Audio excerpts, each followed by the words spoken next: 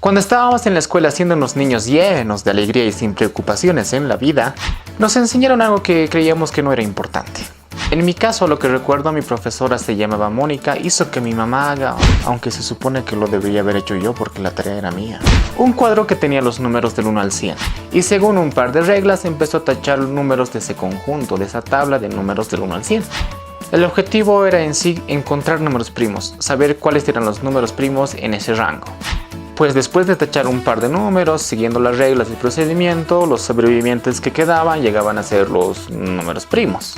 Sin darme cuenta, estaba usando un algoritmo que un hombre hace mucho tiempo atrás había propuesto.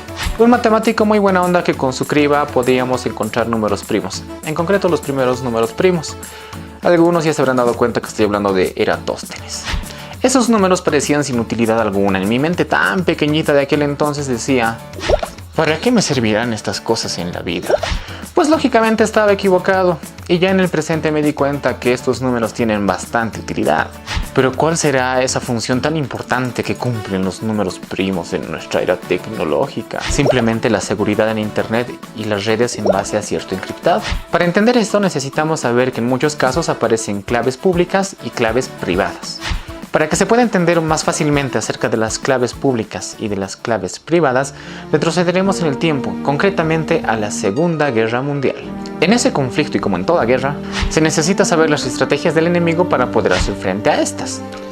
Entonces, muy inteligentemente los alemanes, para que nadie supiese de sus actividades, de los bombardeos, de los desembarcos y otros planes, inventaron una muy genial máquina, la máquina Enigma.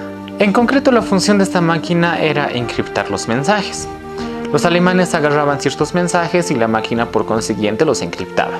Si bien muchos de los soldados intervenían a estos mensajes resultantes, solamente los alemanes podían entenderlo, pues para los aliados eran simplemente mensajes basura, mensajes que no tenían ningún tipo de sentido. Es entonces que los aliados por estas razones pierden terreno, porque no sabían dónde exactamente intervenir, hasta que aparece un matemático con una posible solución a este conflicto. Alan Turing, que solo sabiendo la clave pública y con una máquina Enigma robada, empieza a buscar una solución que evidentemente la encontró. La llaman la máquina de Turing, en honor a su creador. Los alemanes hacían anuncios públicos que todos sabían, por ejemplo, RAF, en nuestro caso, que llegaría a ser la clave pública. Entonces el receptor sincronizaba su máquina Enigma en RAF y empezaba a escribir esos mensajes que no tenían sentido aparente.